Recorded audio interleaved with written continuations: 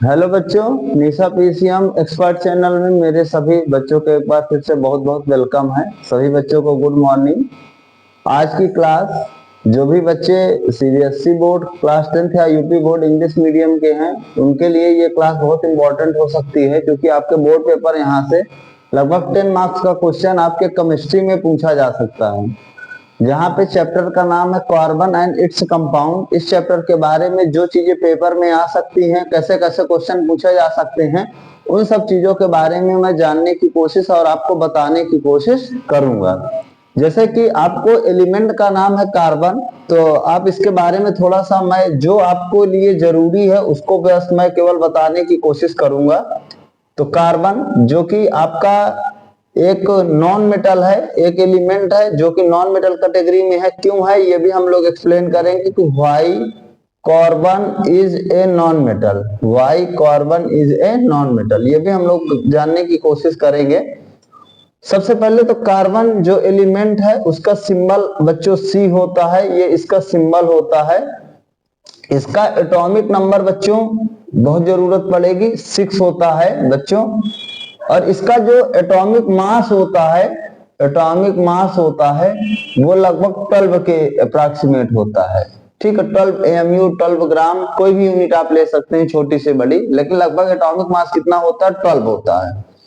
इसके बाद मेरे बच्चों जो कार्बन है वो जो एलिमेंट है जिसका सिंबल सी है, एटॉमिक नंबर 6 है। तो अगर मैं इसके इलेक्ट्रॉनिक कॉन्फ़िगरेशन की बात करूं जिसकी काफी हमको जरूरत पड़ने वाली है ना, तो आपको सिंपली पता होगा कि सर इसका इलेक्ट्रॉनिक कॉन्फ़िगरेशन 2,4 होता है। ठीक है, बाई बोरबरी। जिन बच्चों को बोरबरी तरीके से इलेक्ट्रॉनिक कॉन्फ़िगरेशन ना आता हो वो मुझको कमेंट कर सकते हैं कि कैसे हम लोग बोरबरी जो इलेक्ट्रॉनिक कॉन्फ़िगरेशन का तरीका बताए थे। साइंटिस्ट थे दो लोग, एक बोर थे एक बरी थे, तो मैं बता दूंगा। अच्छा, अब हमारा सबसे पहला क्वेश्चन है कि कार्बन नॉन मेटल क्यों है। तो उसके पीछे का रीजन ये होता है बच्चों कि सबसे पहले आपको थोड़ा सा मैं बता दूं कि मेटल क्या होते हैं और नॉन मेटल क्या होते हैं। ठीक है, तो सिंपल सी आपको डिफिनीशन ये समझना है कि मेटल की जो डिफिनीशन ये बताई गई कि जो भी दुनिया में एलिमेंट है जो लॉस ऑफ इलेक्ट्रॉन करते हैं, लॉस ऑफ इलेक्ट्रॉन करते हैं, उनको हम लोग मेटल कहते हैं, पिछला चैप्टर में आपने पढ़ा होगा।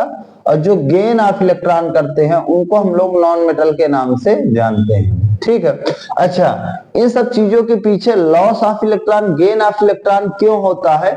जैसे कि आपको सिंपली पता है कि दुनिया में हर व्यक्ति स्टेबल चाहता है अपने आप को, इसीलिए वो दिन रात मेहनत करता है कि मैं इतनी मेहनत करूं कि स्टेबल हो जाऊं, अपने पैरों पर खड़ा हो जाऊं और एक अपनी अच्छी सी जिंदगी को जी सकूं। उसी प्रकार से जो कार्बन नाम का एलिमेंट है या दुनिया में जितने भी अब तक लगभग 121 122 एलिमेंट डिस्कवर हो चुके हैं, इनका भी कहना है कि हम तभी स्टेबल हो पाएंगे जब हमारे इस बैलेंस सेल में, इसको कार्बन का जो ये बाहरी सेल है, ठीक है, इसको हम लोग आप सिंपल भाषा में आउटर मोस्ट सेल भी कह सकते हैं और वैलेंस सेल भी कह सकते हैं। दोनों का मतलब बच्चों एक है, सेल है spelling SHELL। Outermost shell या वैलेंस सेल, बाहरी सेल को दो नाम से जाना जाता है। तो आप वैलेंस सेल भी कह सकते हैं, आउटर मोस्ट सेल भी कह सकते हैं। तो दुनिया के जितने भी एलिमेंट हैं उनकी टेंडेंसी होती है कि उनके आउटर मोस्ट सेल या वैलेंस सेल में बच्चों हमेशा एक इलेक्ट्रॉन हो। ऐसा माना जाता है कि जिन जिन भी एलिमेंट के आउटर मोस्ट सेल में या वैलेंस सेल में एक इलेक्ट्रॉन हो जाते हैं वो चीज दुनिया में किसी के साथ भी रिएक्ट नहीं करती। और रिएक्ट नहीं करने का मतलब वो जो एलिमेंट है वो क्या हो जाते हैं, स्टेबल हो जाते हैं। चाहे मेटल हो चाहे नॉन मेटल हो, उसकी ये टेंडेंसी होती है कि हमेशा वो अपने वैलेंस सेल में 8 इलेक्ट्रॉन रख पाए। उसके लिए चाहे 1 2 3 इलेक्ट्रॉन देना पड़े किसी दूसरे को, चाहे दूसरे से 1 2 3 इलेक्ट्रॉन लेना पड़े। तो यहाँ पर जब इलेक्ट्रॉन को दूसरे एलिमेंट के साथ दिया जाता है या लिया जाता है तो जो इलेक्ट्रॉन का लॉस करता है मींस देता है उसे मेटल कहते हैं, जो इलेक्ट्रॉन का गेन करता है उसको नॉन मेटल कहते हैं। तो कार्बन क्यों नॉन मेटल है, क्योंकि वो जनरली इलेक्ट्रॉन की गेनिंग करता है दूसरों के साथ, इसलिए कार्बन को नॉन मेटल की जो है सीरीज में हम लोग रखते हैं। अच्छा बच्चों, जब कभी भी लॉस ऑफ इलेक्ट्रॉन या गेन ऑफ इलेक्ट्रॉन होता है तो यहाँ पे दो तरीके से होता है, टू टाइप से होता है। क्या होता है, loss of electron two types, loss of electron या गेन ऑफ इलेक्ट्रॉन होता है। पहला नंबर पे हो जाता है कि जो इलेक्ट्रॉन्स होते हैं, ठीक है, उनको आप क्या करते हैं, डायरेक्ट ट्रांसफर कर देते हैं। ट्रांसफर का मतलब ये होता है कि फिर अगर आपने किसी दूसरे को दे दिया कि तो ये चीज उसकी हो गई, फिर अगर आप चाहें कि मैं दूसरे से ले लूं तो फिर उसका मन होगा वो आपको रिटर्न करेगा, उसका मन होगा तो वो नहीं रिटर्न करेगा। इसी को कहते हैं कि इलेक्ट्रॉन को हमने डायरेक्ट ट्रांसफर कर दिया। आपने अपने अकाउंट से किसी दूसरे को पैसा ट्रांसफर किया, मीन्स वो पैसा उसका हो गया। और दूसरा नंबर हो गया जो ये इलेक्ट्रॉन्स का लेना देना होता है, वो शेयरिंग ऑफ इलेक्ट्रॉन्स होता है। क्या होता है बच्चों? शेयरिंग ऑफ इलेक्ट्रॉन्स, ठीक है। तो जब शेयरिंग आप करते हो तो शेयरिंग का मतलब ये होता है कि जिसने दिया और जिसने लिया वहां पर दोनों का रोल रहता है। शेयरिंग का मतलब कुछ पार्ट देने वाले का रहता है, मतलब दोनों का। अगर ए एलिमेंट है, दूसरा एलिमेंट बी है, इसने इसको दो इलेक्ट्रॉन से इसके साथ शेयर किए, तो यहां पर क्या होगा, ये चाहेगा, क्योंकि दोनों ने दो दो के इलेक्ट्रॉन की शेयरिंग किया, तो ये दोनों लोग आपस में चाहेंगे कि जब इनका मन होगा ये अपने दो इलेक्ट्रॉन ले लेगा, ये अपने दो इलेक्ट्रॉन ले लेगा। और अगेन ये जो दोनों एलिमेंट है जो अभी पास पास आके जुड़ गए हैं, ये पुनः बाहर बाहर हो जाएंगे। तो आप देख पा रहे होंगे कि यहाँ पे जब इलेक्ट्रॉन्स की शेयरिंग होती है तो उसका क्या मतलब होता है। और जब कभी बच्चों इलेक्ट्रॉन का डायरेक्ट ट्रांसफर होता है, तो जब दो एलिमेंट के बीच इलेक्ट्रॉन का ट्रांसफर होता है तो वहां पर एक कंपाउंड बनता है, क्योंकि आप दो एलिमेंट्स को आपस में एक दूसरे के साथ मिला रहे हैं, और उस कंपाउंड का नाम होता है दुनिया में मेरे बच्चों इलेक्ट्रोवायलेंट कंपाउंड। क्या होता है? इलेक्ट्रोवायलेंट कंपाउंड, जहां कहीं भी इलेक्ट्रॉन का डायरेक्ट ट्रांसफर होता है।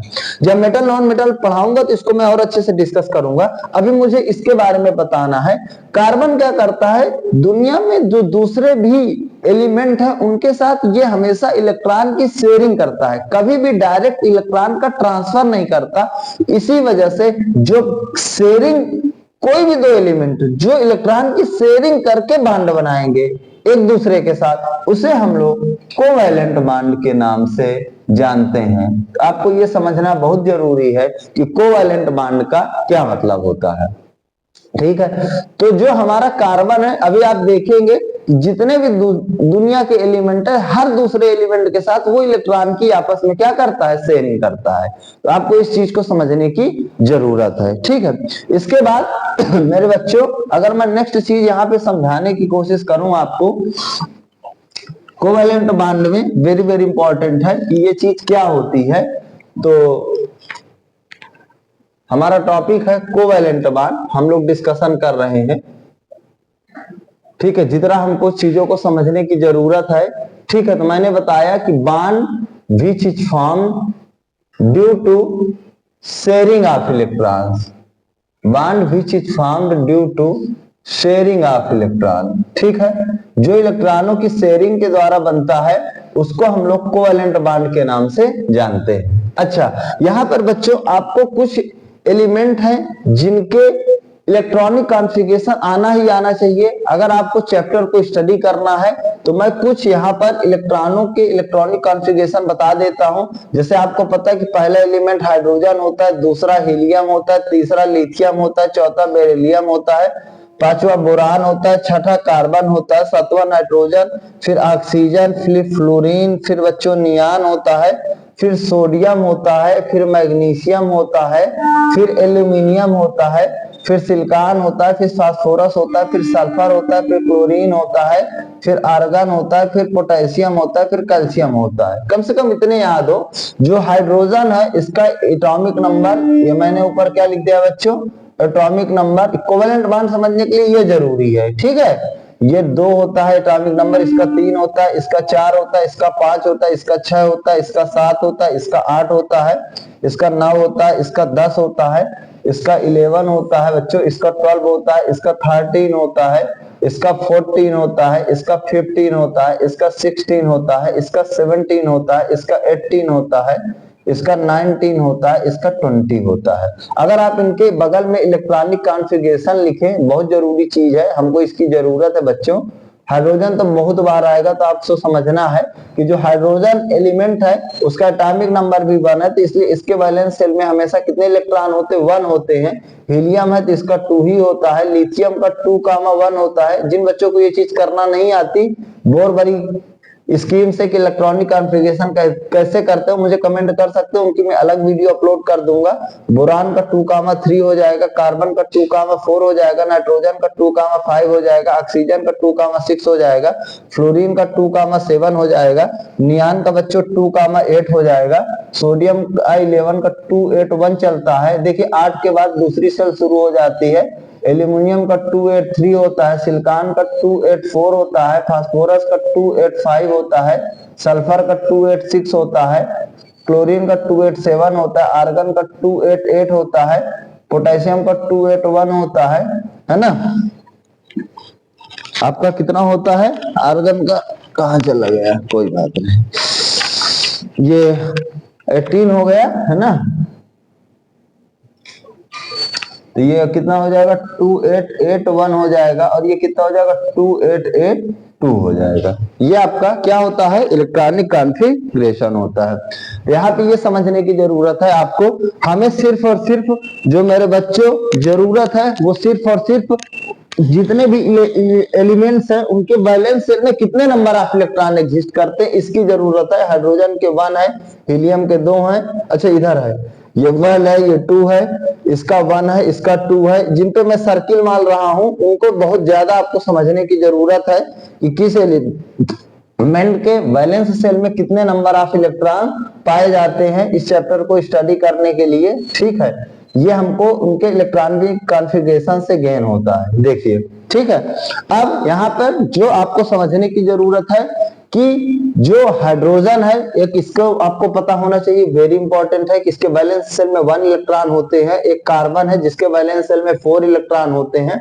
नाइट्रोजन को भी आपको समझने की जरूरत है, ऑक्सीजन को भी समझने की जरूरत है इस चैप्टर को स्टडी करने के लिए। ठीक है, एक आपको क्लोरीन को समझने की जरूरत है। तो ये जितने मैंने टिक किए हैं आपको, ठीक है, उतने ये आपको एलिमेंट को तो बिल्कुल दिमाग में रखना है कि किसके वैलेंस शेल में कितने इलेक्ट्रॉन एग्जिस्ट करते हैं।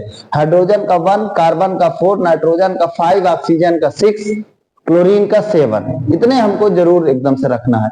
बच्चों यहाँ मैं थोड़ा सा डिस्कशन करने की कोशिश करूंगा, ठीक है, कि जिनके भी वैलेंस शेल में 8 इलेक्ट्रॉन है, जैसे आप देख पा रहे होंगे एक नियान दिख रहा होगा, एक आर्गन दिख रहा होगा, ये दोनों हमारे एलिमेंट है। ये दुनिया के ऐसे एलिमेंट है कि ये जनरली सामान्यतः किसी भी दूसरे एलिमेंट के साथ रिएक्ट नहीं करते, चाहे वो इलेक्ट्रॉन का शेयरिंग करना हो, चाहे वो इलेक्ट्रॉन का ट्रांसफर करना हो, बिकॉज इनके वैलेंस शेल में 8 इलेक्ट्रॉन होते हैं। ये अपने आप में बिल्कुल स्टेबल है, इसलिए इनको इनर्ट एलिमेंट के नाम से जाना जाता है। बाकी जो दूसरे हैं जिनके भी वैलेंस शेल में 8 इलेक्ट्रॉन नहीं है, जैसे आप थोड़ा सा समझने की कोशिश करो कि इसके बैलेंस शेल में 8 नहीं, 1 है, ये 2 है, ये 3 है, ये 4 है, ये 5 है, 4 3 तक। ठीक है, जो ये कार्बन के ऊपर के एलिमेंट होते हैं बच्चों, इनकी खासियत क्या होती है? जिनके वैलेंस शेल में 1 2 3 इलेक्ट्रॉन होते हैं, ये क्या करते हैं कि कार्बन के ऊपर की सीरीज की बात है बता रहा हूं, इनको कोई भी दूसरा एलिमेंट नहीं मिल पाता है जो इनको, जैसे 1 वाले को 7 इलेक्ट्रॉन की जरूरत है 8 पूरा करने के लिए, बेरिलियम जिसके वैलेंस शेल में 2 इलेक्ट्रॉन है इसको 6 की जरूरत है,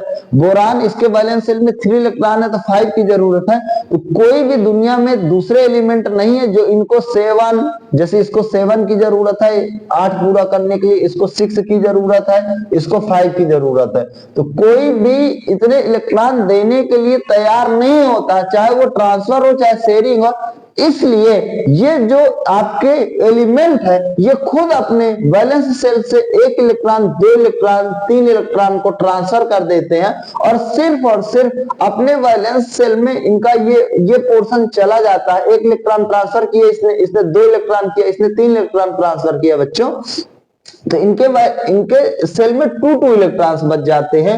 और ऐसा माना जाता है कि जिनके 8 नहीं पूरे होते किसी प्रकार से, अगर उसके वैलेंस सेल में 2 इलेक्ट्रॉन्स है, उनको भी स्टेबल की कैटेगरी में काउंट किया जाता है। जैसे हीलियम आपका ये एक्सेप्शन है, जहां पर 2 इलेक्ट्रॉन होते हुए भी इसको हम लोग इनर्ट गैस की कैटेगरी में रखते हैं।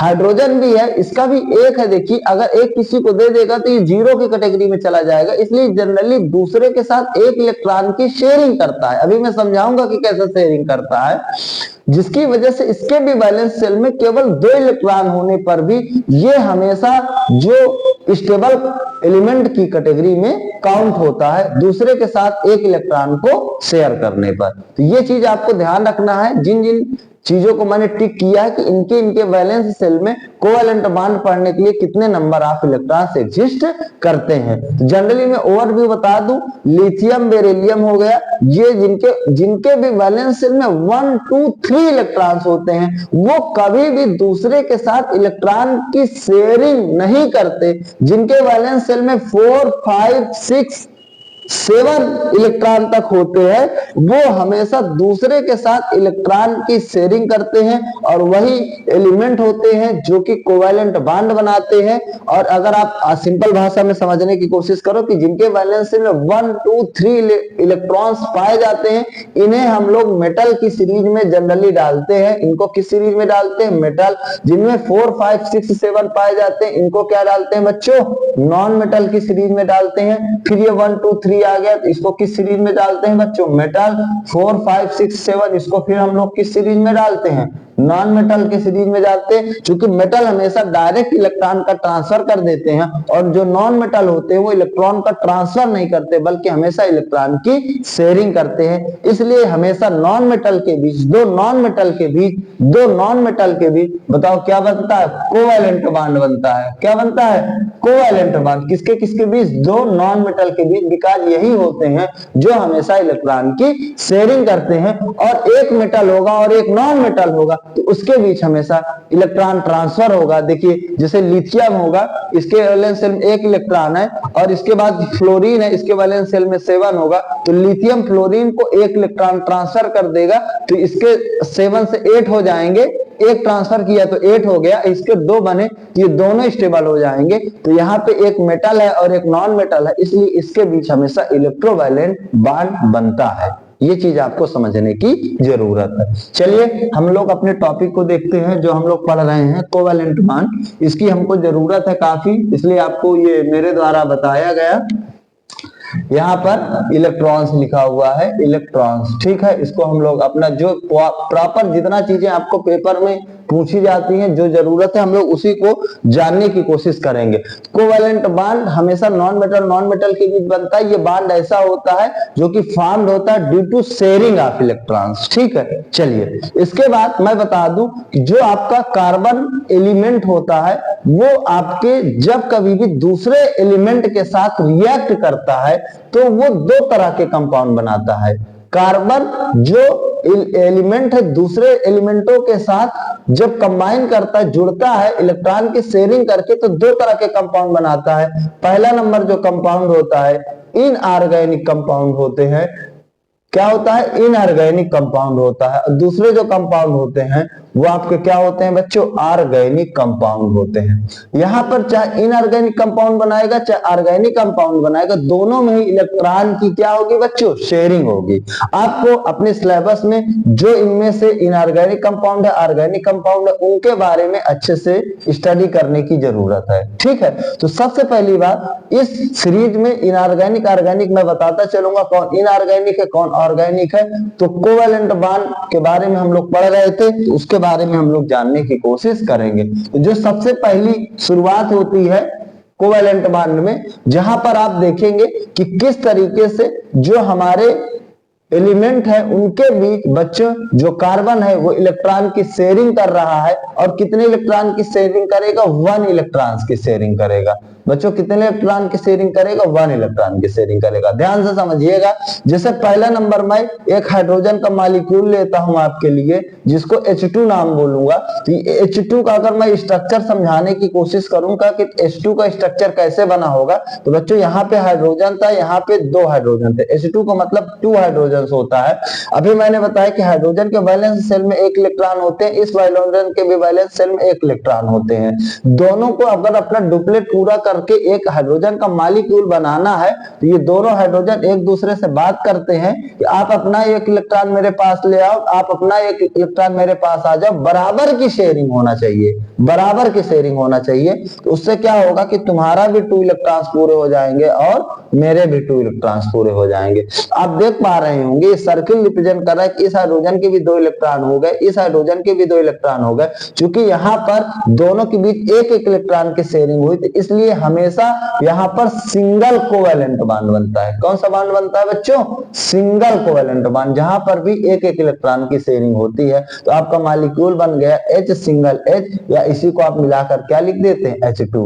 जनरली ऐसे हाइड्रोजन हाइड्रोजन दोनों अलग अलग रहते हैं, लेकिन जब 1-1 इलेक्ट्रॉन की शेयरिंग कर लेते हैं इनके बीच एक बॉन्ड बन जाता है और मॉलिक्यूल क्या बन जाता है? H2 बन जाता है। इसे सिंगल कोवेलेंट बॉन्ड के नाम से जानते हैं। अब बच्चों का क्वेश्चन होगा कि सर यहाँ तो कार्बन था ही नहीं, तो इसीलिए मैं एक कंपाउंड लेता हूं जिसको आप हमेशा से सुनते चले आए हैं, जिसका नाम बच्चों होता है मेथेन, जिसका फार्मूला होता है CH4। जनरली सब लोगों ने सुना होगा, इसको मार्स गैस के नाम से जानते हैं। और ये मेरा बच्चों एक ऑर्गेनिक कंपाउंड है जिसमें कि कार्बन ने हाइड्रोजन के साथ क्या किया है? रिएक्ट किया। तो आप देख पा रहे होंगे, तो आप कहोगे सर यहाँ एक कार्बन के साथ 4 हाइड्रोजन है, एक कार्बन ले लीजिए, उसके तरफ 4 हाइड्रोजन चिपका दीजिए। आप देखिए एक कार्बन होगा तो कार्बन के वैलेंस सेल में मैंने पहले ही बताया, बताओ कितने बच्चे इलेक्ट्रॉन होते हैं? 4 इलेक्ट्रॉन एग्जिस्ट करते हैं। और हाइड्रोजन के वैलेंस सेल में कितने कितने इलेक्ट्रॉन एग्जिस्ट करते हैं? 1-1 इलेक्ट्रॉन एग्जिस्ट करते हैं। जो पॉइंट शेप है वो हाइड्रोजन के नंबर ऑफ इलेक्ट्रॉन्स बता रहा है, और जो क्रॉस शेप है वो कार्बन के नंबर ऑफ इलेक्ट्रॉन्स को रिप्रेजेंट कर रहा है। तो अगर आप देखो तो ये जो चारों हाइड्रोजन एक कार्बन से कहते हैं कि आप सब आपको 1-1 इलेक्ट्रॉन दे दो, हमारा डुप्लेट पूरा हो जाएगा। तुम हमसे 1 इलेक्ट्रॉन ले लो, चारों मिलके देखिए तो मेरे ऑक्टेट पूरे हो जाएंगे, 8 इलेक्ट्रॉन्स पूरे हो जाएंगे। दोनों एग्री करते हैं और इस तरह से इस हाइड्रोजन का डुप्लेट पूरा हो गया, इस हाइड्रोजन का बच्चों डुप्लेट पूरा हो गया, इस हाइड्रोजन का बच्चों डुप्लेट पूरा हो गया, और इस हाइड्रोजन का बच्चों डुप्लेट पूरा हो गया। लेकिन इस कार्बन का भी कितने नंबर ऑफ इलेक्ट्रॉन्स बच्चों पूरे हो गए? अगर आप काउंट करोगे तो आप कहोगे कि सर 8 इलेक्ट्रॉन पूरे हो गए। तो आप जोड़ लीजिए, देख पा रहे होंगे कार्बन 2 कार्बन 2 कार्बन 2 कार्बन 2, ठीक है। तो 2 2 2 2 मिलाकर 8 नंबर ऑफ इलेक्ट्रॉन पूरे हो गए। इसीलिए यहाँ पर 1-1 इलेक्ट्रॉन की शेयरिंग हो रही है, आप अच्छे से समझ पा रहे होंगे। इसलिए सबके बीच कितना बॉन्ड बन रहा होगा बच्चों? कोवैलेंट बॉन्ड एग्जिस्ट कर रहा है। इसलिए इस कंपाउंड का नाम क्या होता है? CH4 होता है, ठीक है। यहाँ पर इस चीज को बताने के बाद मैं ये बताने की कोशिश करूंगा एक बहुत ही प्यारा क्वेश्चन, कि जो कार्बन होता है वो हमेशा कहते हैं टेट्रावैलेंसी शो करता है बीच में। इस बात का क्या मतलब होता है बच्चों? बच्चों कार्बन टेट्रावैलेंसी शो करने का मतलब ये होता है कि जो कार्बन होता है वो हमेशा दूसरे इलेक्ट्रॉनों के साथ 4 नंबर ऑफ इलेक्ट्रॉन्स की शेयरिंग करता है, जिसकी वजह से उसके वैलेंस सेल में 8 इलेक्ट्रॉन बन पाते हैं। इस चीज को मैं जगह जगह पर दिखाने की कोशिश करूंगा। और टेट्रा का मतलब होता है 4, चूंकि इसने 4 इलेक्ट्रॉन की शेयरिंग किया, इसीलिए कार्बन हमेशा कौन सी वैलेंसी शो करता है? टेट्रा वैलेंसी शो करता है। तो आपने अभी देखा कि हम लोगों ने सिंगल कोवैलेंट बॉन्ड के 2 एग्जाम्पल अपने समझने के लिए पढ़े, जिसमें हम लोगों ने एक हाइड्रोजन का स्ट्रक्चर पढ़ा और दूसरा नंबर पर मैंने एक ऑर्गेनिक कंपाउंड मेथेन का स्ट्रक्चर पढ़ा। अब मैं दूसरा स्ट्रक्चर आपको समझाने के लिए क्लोरीन मॉलिक्यूल लेता हूं, सिंगल कोवैलेंट कंपाउंड में ही Cl2 लूंगा। अब आप समझ रहे होंगे कि सर यहाँ पे 2 क्लोरीन रहे होंगे, 2 क्लोरीन के एटम, और इसके वैलेंस सेल में सर दोनों के ही 7 नंबर ऑफ इलेक्ट्रॉन्स होते हैं, 2 2 4। ये इलेक्ट्रॉन्स का रिप्रेजेंटेशन है, ये 7 पूरे हो गए। इसके भी बताओ कितने रहे होंगे बच्चों? 7 रहे होंगे। दोनों को ऑक्टेट पूरा करना है। ये अगर चाहे कि इस क्लोरीन से कह दे कि मुझे 1 दे दो, इससे चाहे कि 1 दे दो, कोई नहीं देने वाला है, क्योंकि यहाँ पर इलेक्ट्रॉनों की शेयरिंग होना चाहिए। क्योंकि अगर दोनों इक्वल है तो 1 इलेक्ट्रॉन का लॉस करा देगा तो उसका तो 8 पूरा हो जाएगा, लेकिन इसके 2 कम हो जाएंगे तो और इसको कोई नहीं मिल पाएगा। इसलिए दोनों क्लोरीन एक दूसरे से एग्री करते हैं कि तुम अपना 1 इलेक्ट्रॉन पास ले आओ, मैं अपना 1 इलेक्ट्रॉन पास ले आऊं, तो मेरे भी 8 इलेक्ट्रॉन्स पूरे हो जाएंगे और तुम्हारे भी 8 इलेक्ट्रॉन्स पूरे हो जाएंगे। तो आप यहाँ पर देख पा रहे होंगे कि 1-1 इलेक्ट्रॉन की शेयरिंग हुई। जरूरी नहीं कि जितने नंबर ऑफ इलेक्ट्रॉन्स हो पूरे की ही शेयरिंग हो, आपको उसके 8 इलेक्ट्रॉन पूरा करने से मतलब है। एक इलेक्ट्रॉन की शेयरिंग हुई, सिंगल बॉन्ड हुआ, तब जाके मिला आपको क्लोरीन का एटम, जिसका नाम क्या होता है बच्चों, Cl2 होता है। तो इस तरह से क्लोरीन नाम का जो एटम होता है एक मॉलिक्यूल बनाता है जिसका नाम होता है Cl2। एक और एग्जांपल लेने की कोशिश करूंगा जिससे आप अच्छे से समझ जाओ, नाम है HCl। जनरली सब लोग सुनते होंगे, लिक्विड फॉर्म में हाइड्रोक्लोरिक एसिड के नाम से जाना जाता है। जनरली कंपाउंड बनाता है हाइड्रोजन क्लोराइड के नाम से। तो अगर आप देखने की कोशिश करो तो आप कहोगे कि सर एक हाइड्रोजन है एक क्लोरीन है, या हाइड्रोजन का एक इलेक्ट्रॉन होगा, क्लोरीन के यहाँ पे सर 7 इलेक्ट्रॉन होंगे। देखिए यहाँ पर भी उसके साथ है हाइड्रोजन की एक है, फिर भी हाइड्रोजन क्लोरीन को एक देने के लिए तैयार नहीं है। उसका सीधा कहना है कि अगर तुमको ऑक्टेट बनाना है, मेरे साथ रिएक्ट करना है, तो तुम अपना एक दो मैं भी एक दूंगा, बराबर बराबर इलेक्ट्रॉन की शेयरिंग करो। लेकिन अगर तुम सोचो कि मेरे साथ है, मैं तुमसे एक ले लूं, तो मैं देने के लिए तैयार नहीं हूं, तुम अपना साथ लिए बैठे रहो, मैं एक में ही सेटिस्फाइड हूं। इस वजह से ये जो हाइड्रोजन है क्लोरीन से इस बात करता है, तो क्लोरीन एग्री कर जाता है, तो एक इलेक्ट्रॉन अपना पास कर देता है, तो इसका बेचारे का 2 पूरा हो जाता है, और इसका कितना पूरा हो जाता है बच्चों, 8 पूरा हो जाता है। एक इलेक्ट्रॉन की शेयरिंग हुई, इसलिए HCl बना, इसको HCl के नाम से जाना जाता है। ये चीज आपको समझने की जरूरत है। इसके बाद हाइड्रोजन क्लोराइड के बाद ये आप समझ गए होंगे, ठीक है। इसके बाद कार्बन क्यों टेट्रावैलेंसी शो करता है, ये चीज भी आप समझ गए होंगे। इसके बाद अगर हम लोग नेक्स्ट चीज को जानने की समझने की कोशिश करें कि किस तरह से हम लोगों को इस चीज को समझना होगा, है ना, और भी हमारे पास बहुत सारे एग्जाम्पल हैं, ठीक है, सिंगल कोवेलेंट बॉन्ड के, जिनको मैं आगे चल के बताने की कोशिश करूंगा। अब हमारा जो नेक्स्ट टॉपिक होगा जहां पर आप देख पाएंगे कि डबल कोवेलेंट बॉन्ड होता है। क्या होता है बच्चों, double covalent bond. Double covalent bond का क्या मतलब होता है कि जहां पर आप समझ रहे होंगे कि दो दो इलेक्ट्रॉन की शेयरिंग होगी बिटवीन 2 एटम, या बिटवीन डिफरेंट टाइप एटम, या between same type of atom, तो वहां पर डबल कोवेलेंट बॉन्ड बनेगा। बस डबल कोवेलेंट बॉन्ड का मतलब क्या होगा बच्चों, कि आपका दो दो इलेक्ट्रॉन की शेयरिंग यहां पर आपको देखने को मिलेगा। तो इस चीज को हम लोग समझने की कोशिश करेंगे, ठीक है। चलिए, तो अगर हम लोग इसकी डिफिनीशन को समझने की कोशिश करें कि sharing of electron sharing of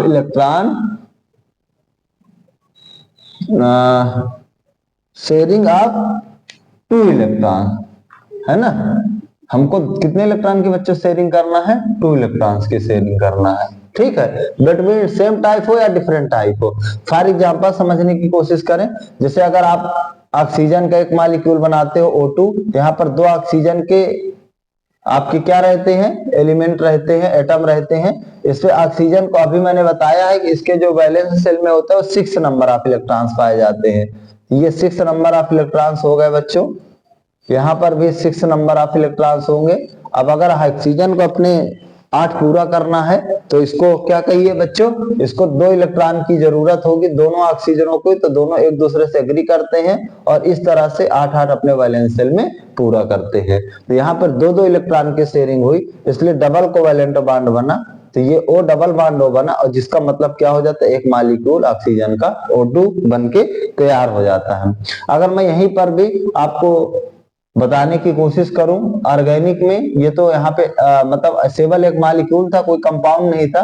तो आपने सुना होगा एथिलीन नाम का एक कंपाउंड, जिसका फार्मूला होता है बच्चों C2H4। इनके बारे में बहुत अच्छे से बताऊंगा, लेकिन अभी यहाँ पे डबल कोवैलेंट बॉन्ड समझने की जरूरत है। तो आप देख पाओगे कि यहाँ एथिलीन जो होता है, यहाँ पर जिसका फार्मूला C2H4 होता है, यहाँ पर आपको डबल कोवैलेंट बॉन्ड दिखेगा। किस तरह से दिखेगा कि यहाँ पे कार्बन के 2 आपके क्या है, मीन्स कार्बन के 2 एटम्स है, और हाइड्रोजन के कितने एटम्स है, सॉरी 4 एटम्स हैं, ठीक है, आप देख पाएंगे।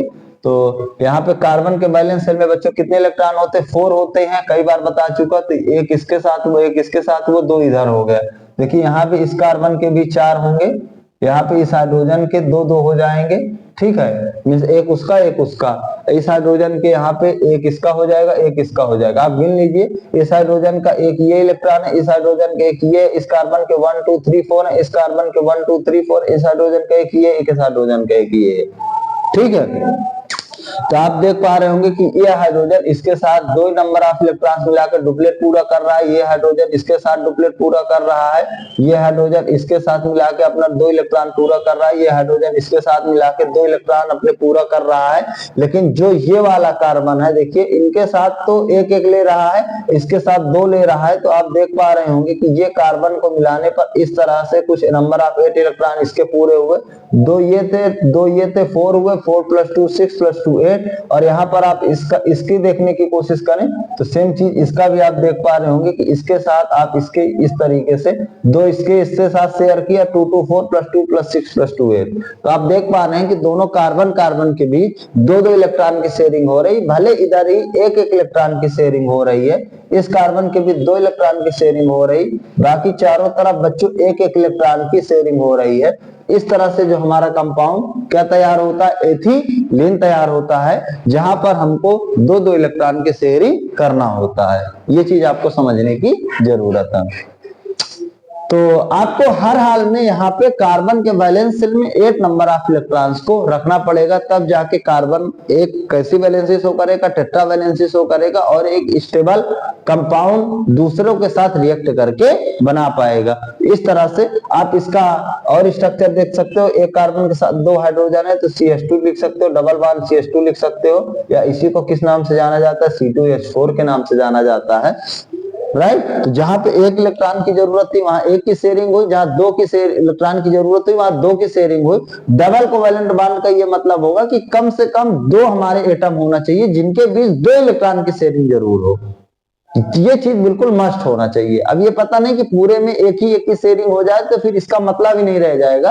एक की हो रही तो गुड है, लेकिन कम से कम 2 हमारे पास एटम ऐसे हों जिनके बीच 2 इलेक्ट्रॉन की शेयरिंग होना चाहिए। ये चीज आपको ध्यान से समझने की यहाँ पे जरूरत है। जैसे मैं एक और बहुत ही प्यारा सा एग्जाम्पल आपके लिए लेता हूं, ठीक है। जनरली सब लोगों ने इसका नाम सुना होगा, जिसका नाम होता है कार्बन डाइऑक्साइड CO2। इसके स्ट्रक्चर को हम लोग समझने की कोशिश करेंगे। तो आपका आंसर होगा कि सर एक कार्बन है, यहाँ पे 2 हमारे क्या हो जाएंगे बच्चों, ऑक्सीजन हो जाएंगे।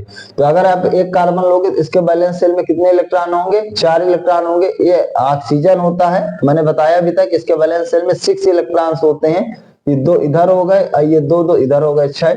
इधर भी इसी तरह ये 2 हो गए, इधर भी ये कैसे करके 6 पूरे हो गए। आप देख पा रहे होंगे कि इसके साथ मिलाकर अपने 8 पूरे कर लेगा, ये इसके साथ मिलाकर अपने 8 पूरा कर लेगा, और जो आपका कार्बन होगा वो इन दोनों के साथ मिला के 8 पूरा कर लेगा। आप अच्छे से समझ सकते हैं, ठीक है। तो यहाँ पे दोनों तरफ कार्बन के 2 इलेक्ट्रॉन की शेयरिंग हुई, आप देख पा रहे होंगे, तब जाके एक कंपाउंड बना जिसका नाम क्या हुआ, CO2 बना। तो आप इस चीज को अच्छे से समझ सकते हैं, ठीक है। ये हमारे कुछ एग्जाम्पल हुए जिसमें मैंने बताने की कोशिश किया कि किस तरह से डबल कोवैलेंट बॉन्ड हमारा बनता है, ठीक है। अभी भी मैं इसमें कुछ सिंगल कोवैलेंट बॉन्ड के और भी एग्जाम्पल मेरे दिमाग में चल रहे हैं, उनको मैं और भी एक्सप्लेन कर देता हूं। उसमें 1-2 स्ट्रक्चर हैं जो कि जनरली हमारे लिए काफी इंपॉर्टेंट होते हैं। तो और भी examples of single covalent bond, ठीक है। हमारा कोई भी टॉपिक हो जो पेपर में पूछा जाता है उसको हम अच्छे से क्लियर करने की कोशिश करेंगे। तो उसमें सिंगल कोवैलेंट बॉन्ड का जो आपका एग्जांपल बनता है, अगर हम लोग उसको जानने की कोशिश करें तो उसमें एक हमारा अमोनिया होता है बच्चों। कौन सा आपका एग्जाम्पल होता है, उसमें एक हमारा अमोनिया का एक मॉलिक्यूल होता है, उसका आपके बोर्ड पेपर में काफी क्वेश्चन पूछा जाता है, और एक वाटर होता है। इन दोनों के बारे में हम लोग देखने की कोशिश करेंगे। एक अमोनिया हो जाता है और एक वाटर हो जाता है। जैसे देखिए इसका स्ट्रक्चर, यहाँ एक नाइट्रोजन के साथ बताओ कितने वो है हाइड्रोजन, 3 हाइड्रोजन है। इस हाइड्रोजन के वैलेंस शेल में 1 इलेक्ट्रॉन होते हैं, मैंने बताया है। और जो नाइट्रोजन होता है उसके वैलेंस शेल में 5 इलेक्ट्रॉन्स होते हैं। तो आप ध्यान से समझने की जरूरत है कि 1 इलेक्ट्रॉन इनके है, तो एक के साथ नाइट्रोजन का एक ये चला गया, एक ये चला गया, एक ये चला गया, और इसके पास कितने बच्चे बच्चों, बाकी अभी भी 2 इलेक्ट्रॉन्स बचे हैं। कौन से इलेक्ट्रॉन बचे, 2 इलेक्ट्रॉन। देखिए नाइट्रोजन के 2 3 4 5 हुए, इस हाइड्रोजन के एक हुए। इसके साथ ये 2 बना लिया, इसके साथ इसने 2 बना लिया, इसके साथ इसने 2 बना लिया शेयर करके। और यहाँ पर आप देख पा रहे होंगे कि ये जो नाइट्रोजन था इसके साथ इसने मिलाकर 2 2 4 2 6 2 8 इलेक्ट्रॉन हो गए। ठीक है, तो आप देख पा रहे होंगे कि यहाँ पे नाइट्रोजन के साथ हाइड्रोजन की एक एक इलेक्ट्रॉन की क्या हो रही है, शेयरिंग हो रही है, जिसकी वजह से जो हमारा नाइट्रोजन है हाइड्रोजन के साथ रिएक्ट करके कंपाउंड क्या बना रहा है, NH3 बना रहा है। H2O को समझने की कोशिश करें तो बहुत सिंपल सा है। यहाँ पे आप देख पा रहे हैं एक ऑक्सीजन के किनारे किनारे कितने हाइड्रोजन चिपकाओगे, 2 चिपकाओगे। तो जो ऑक्सीजन, ये एटम्स का जो हम लोग रखते हैं कि कहाँ हाइड्रोजन रखना है, कहाँ ऑक्सीजन रखना है, कहाँ नाइट्रोजन रखना है, ये चीज आपको प्रैक्टिस करके अच्छे से आना चाहिए। ये चीज आपको ध्यान से समझने की जरूरत है।